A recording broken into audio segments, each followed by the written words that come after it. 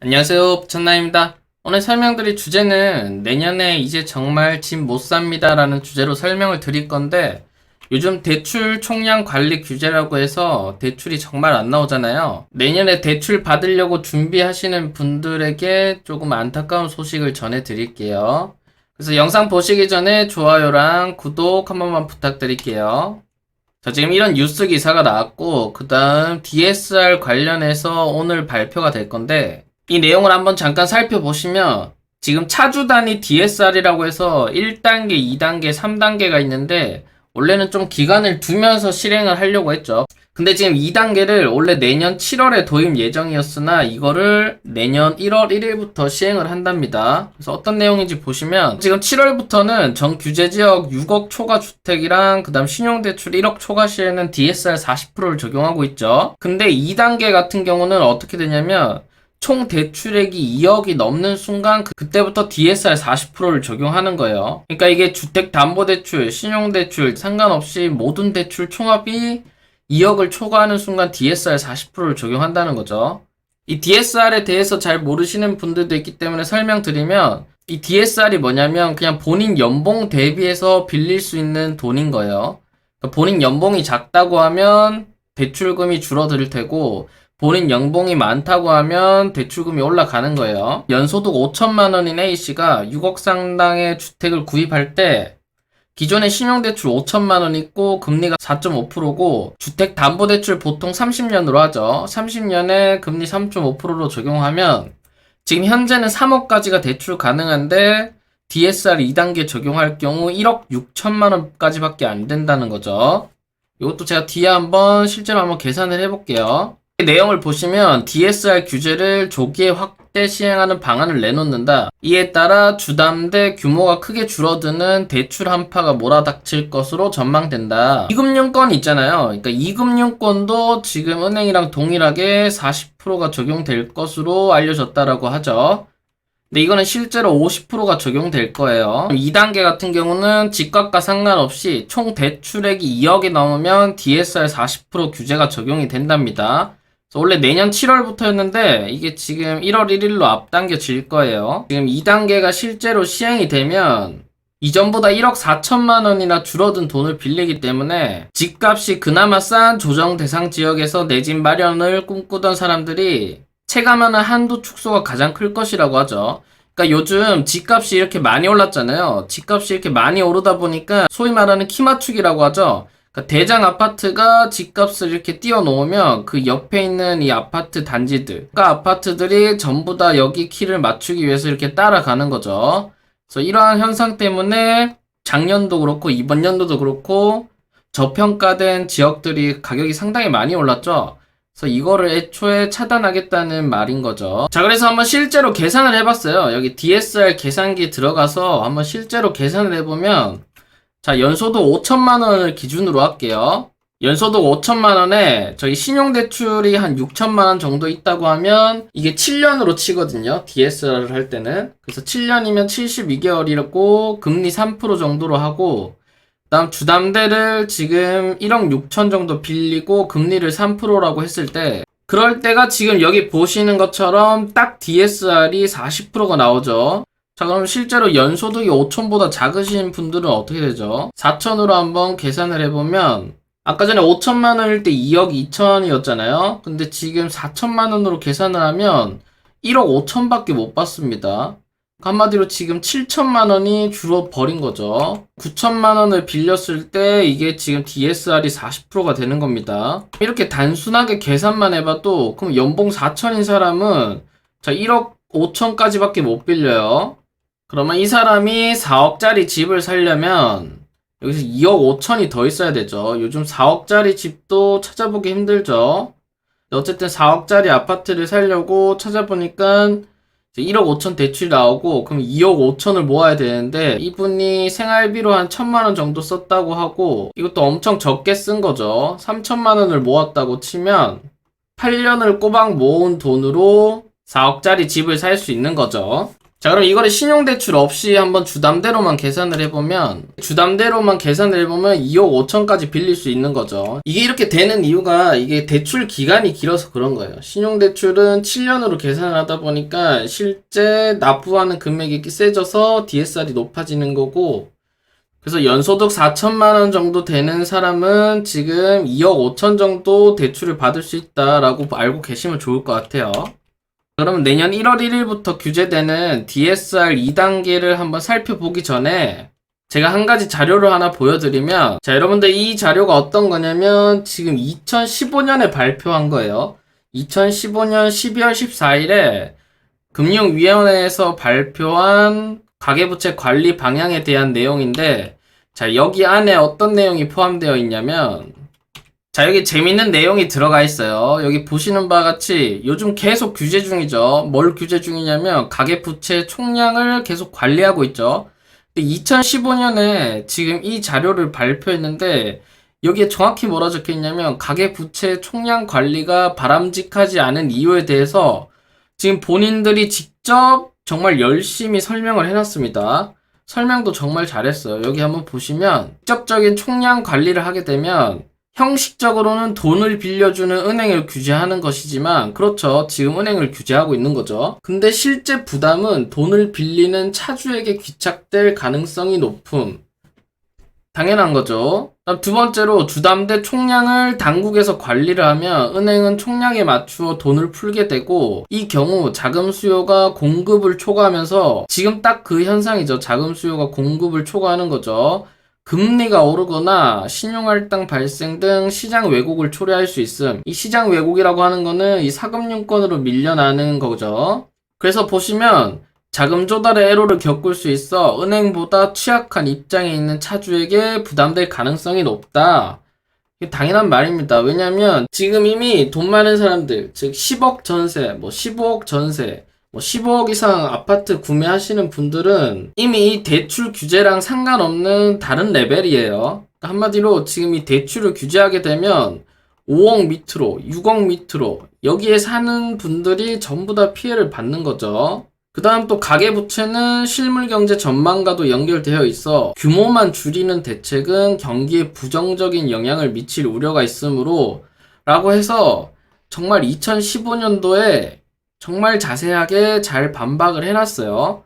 근데 이렇게 정말 열심히 잘 설명해놓고 지금 똑같이 가계부채 총량 관리를 하고 있는 거죠. 어쨌든 지금 이 Q&A 내용을 한번 살펴보시면, 자, 첫 번째, 2021년 4월에 관리 방안을 발표한 지 3개월밖에 되지 않았는데 추가 대책을 발표하는 이유는 뭔가? 자, 여기는 요 마지막 줄만 보면 됩니다. 아울러 내년 1월부터는 강화된 차주 DSR 등을 통해 가계부채가 체계적으로 관리되도록 당초 계획을 앞당겨 시행하겠답니다.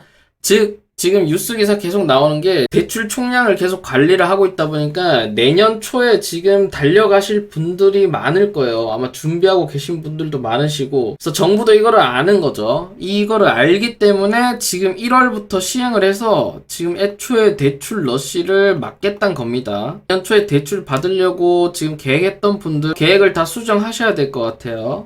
다섯 번째 질문으로는 2금융권 같은 경우는 그래도 50%로 해준답니다. 지금 1금융권이랑 2금융권을 이렇게 다르게 규제를 하게 되면 풍선 효과 때문에 당연히 2금융권으로 많이 몰려가겠죠. 이런 지적이 있었는데 결론적으로는 2금융권에는 50%로 하고 1금융권에는 40%로 한답니다. 이렇게 되면 당연히 돈이 조금이라도 더 필요하신 분들은 2금융권으로 몰리게 되겠죠. 아까 계산을 보셔서 알겠지만 10% 차이가 상당히 큽니다. 그래서 몇 천만 원 차이가 나기 때문에 아마 2금융권으로 많이 몰릴 것으로 예상돼요. 그럼 총 대출액의 기준 및 적용받는 시점은 언제냐? 라는 질문에는 우선 기본적으로 DSR 2단계의 골자는 뭐냐면, 자, 2억 이상 대출에서는 40%를 DSR 적용하겠다는 겁니다.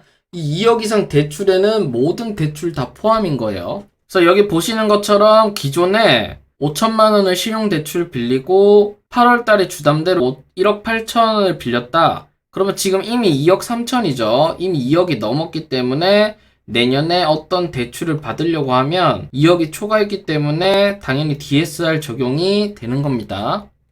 그래서 결론적으로 기존에 대출이 많았던 사람들은 내년 초에 아예 받지를 못하는 거죠. 그리고 8번에는 기존에 그러면 뭐 3억이나 4억짜리 대출을 가지고 있을 수도 있잖아요. 그럼 이런 분들은 상환을 해야 되나? 라는 질문에는 다행히 소급해서 적용을 않는다는 원칙으로 유지를 한답니다. 이 말은 뭐냐면 그러면 이번 년 12월 31일까지 대출한 거에 대해서는 괜찮단 말인 거죠. 그래서 어떻게 보면 12월 31일까지 대출을 하려고 아마 은행으로 정말 많이 몰려갈 것 같아요. 하지만 지금도 대출이 힘들죠. 하지만 내년은 더 힘들 거란 거를 알고 계셔야 됩니다. 9번에는 어떤 질문이냐면 2억을 초과한 상태에서 전세대출이나 중도금 대출을 신규로 신청할 경우 이게 적용되는지, 만약 이게 적용된다고 하면 이거는 분양권을 못 받는 거고 전세대출은 아예 전세를 못 받는 거죠. 다행히도 여기에 예외 조건을 만들어 놨습니다. 그 예외 조건이 뭐냐면 분양주택에 대한 중도금 대출, 다행이죠. 그 다음 재건축 재개발 주택에 대한 이주비 대출이랑 분담금에 대한 중도금 대출, 이것도 정말 다행이고, 그다음 분양하는 오피스텔에 대한 중도금 대출, 그다음 서민금융상품, 그다음 전세자금 대출까지. 그다음 전세자금 대출까지는 다행히도 이 DSR을 적용을 안 한다고 합니다. 그래서 이러한 부분은 정말 다행히. 그러면 대부분 어떤 게 적용을 받느냐면 보통 신용대출이랑 마통이죠. 플러스 주택담보대출이죠. 그래서 이 세 개가 보통 주요로 적용받는다라고 보시면 될 것 같아요. 근데 아까 전에 보시면 알겠지만 중도금 대출만 나와 있고 아파트 완공되면 받을 수 있는 이 집단 대출, 이 집단 대출은 예외 조건이 없었어요. 자, 그러면 약간 느낌이 세하죠. 그래서 여기 10번을 보시면 2단계 시행 전 분양받은 사람들도 잔금 대출 취급 시 2억 원을 초과하였다면 DSR 적용 대상인지 라는 질문인데, 자, 이건 바꿔서 얘기하면, 자, 내년 1월 1일 이후에 이제 분양하는 단지들은 DSR을 적용받는다는 소리입니다. 자, 여기 답변을 뭐라고 했냐면, 자, 시행일 전까지 입주자 모집 공고가 있었다면 입주자 모집 공고일 당시 규정을 적용. 그러니까 한마디로 지금 내년 1월에 2단계를 시행을 하게 되면 내년부터 나오는 이제 청약건들, 분양건들은 잔금 대출 때 전부 다 2억 이상 받으면 40%를 고려를 해야 되는 거죠. 그래서 이것 때문에 분양 못 받는 사람들도 꽤 많을 것 같아요. 왜냐면 요즘 옛날처럼 뭐 2억대, 3억대, 4억대 분양도 거의 많이 없죠. 그래서 서울 같은 경우는 9억이 넘어서 중도금 대출도 안 나오잖아요. 이런 데를 지금 2억 이상의 40%라고 한다면 아마 잔금 대출을 받을 수 있는 사람이 얼마나 될지 모르겠어요. 그래서 결론적으로 지금 내년 1월 이후에 분양하는 단지들은 어떻게 보면 집단 대출을 거의 막은 거죠. 과연 이렇게 하면 경쟁률이 떨어질지도 모르겠고, 연봉이 낮은 사람들은 이 청약 점수가 높아도 뭐 어떻게 할 수가 없는 거예요. 공공분양 같은 경우는 어떻게 보면 더 아이러니한 게 이게 소득 기준이 있어요. 소득을 넘으면 분양을 받지 못하는데, 근데 이 소득으로 받을 수 있는 잔금 대출이 2억에서 3억 정도까지밖에 안 되면, 만약 분양가가 뭐 6억에서 7억 정도로 공공분양이 나와버리면 정말 분양받기가 힘든 거죠. 내년에는 이러한 점들도 고려를 꼭 해야 될 것 같아요. 자, 근데 이 집단 대출 관련해서 또 아까 전에 보신 그 2015년 자료에는 뭐라고 적혀 있냐면, 자, 이것도 재밌습니다. 자, 7번 정확히 적어놨어요. 자, 집단 대출에 가이드라인을 적용하지 않는 이유라고 해서 정말 명확하고 잘 분석했습니다. 여기 보시는 것처럼 집단 대출은 주택 실수요자에 대한 중요한 주택 공급 관련 자금 지원 방법의 하나로 대출 구조 자체가 일반 주택 담보 대출과는 상이하여 획일적으로 규제를 적용하는 것이 불합리하답니다. 너무 잘 분석했어요. 2015년도 12월 14일 금융위원회에서 발표한 내용이에요. 집단 대출은 선분양이라는 독특한 제도로 시행, 시공사 보증을 기반으로 대출이 이루어지는 구조. 이렇기 때문에 신용 보강을 고려하지 않고 차주의 상한 여력만으로, 이 상한 여력이 DSR이죠. 상한 여력만으로 대출 한도나 대출 여부를 결정하기에는 곤란하다고 인정을 했죠. 그 다음 여기도 보시면 중도금 대출이 실행되었고 상환하지 못한 중도금 대출을 잔금 대출로 전환하는 입주 과정에서 발생하는 것으로 중도금 대출이 기실행된 후 사후적으로 대출 공급을 중단하는 것은 입주를 어렵게 하는 소비자 보호 관점에서도 부정적이다. 지금 하고 있는 행동이 어떤 거죠? 아까 중도금 대출은 다행히도 빼줬잖아요. 빼줬는데 이 중도금 대출을 집단 대출로 바꾸려고 하니까 DSR 40%를 적용하겠다. 2억 이상. 자, 이렇게 해버리면 완벽히 반대로 가고 있는 거죠. 2015년에 얘기했던 거랑은. 그 다음 마지막에 결론을 정말 잘 냈는데 DTI 규제를 적용받지 않아온 집단 대출에 새로운 금융 규제를 도입하게 되면 부동산 등 경제 전반에 부정적인 영향을 초래할 우려가 있어 신중하고 균형된 접근이 필요하다. 라고 이미 결론을 지었는데 부정적인 영향을 향해서 지금 달려가고 있는 거죠. 이런 거 보면 정말 재밌는 것 같아요. 그 다음 또 11번으로 주요 내용을 한번 보시면 자, 연장 가능한가? 라고 보시면 다행히도 기존 대출은 기한을 연장하거나 금리 또는 만기 조건만 변경하는 대한 제약정의 경우는 신규 대출이 아니라서 연장이 가능하답니다. 자, 그래서 결론을 말씀드리면 지금 현재 또 대출을 받기 힘든데 내년에는 대출 받으려고 했던 분들이 어떻게 보면 정말 더 힘들어진 거죠. 지금 정말 더 힘들어졌습니다. 2억 이상의 40%면 정말 웬만한 연봉 아니면 대출 받기 힘들어요. 그 다음 주택담보대출을 받기 위해서 신용대출을 전부 다 갚아야 됩니다. 근데 그만한 여력이 되시는 분들이 있냐라고 보시면 많이 없을 거예요. 개인적으로 요즘 실거주를 위해서 집을 살려고 생각하시는 분들이 정말 힘든 시기인 것 같아요. 지금 이번 연에도 대출을 안 해주죠. 그 다음 내년에는 또 대출을 더 안 해준다 그러고, 그 다음 3단계로 가면 이거는 더 안 해주는 거니까, 어떻게 보면 점점 가면 갈수록 실제 집을 구매하려는 분들은 답이 없어지는 거죠. 그래서 마지막으로 실거주를 위해서 집을 매매하려고 생각하시는 분들은 내년에 이 규제가 실행될 거니까 이거랑 지금 받는 거랑 한번 비교를 해서 어떤 게 더 나을지를 비교를 한번 잘 해보시기를 권해드릴게요. 오늘 영상 여기서 마치고요. 오늘 영상이 도움되셨다면 좋아요랑 구독, 그 다음 알림 설정까지 한번 부탁드릴게요. 감사합니다.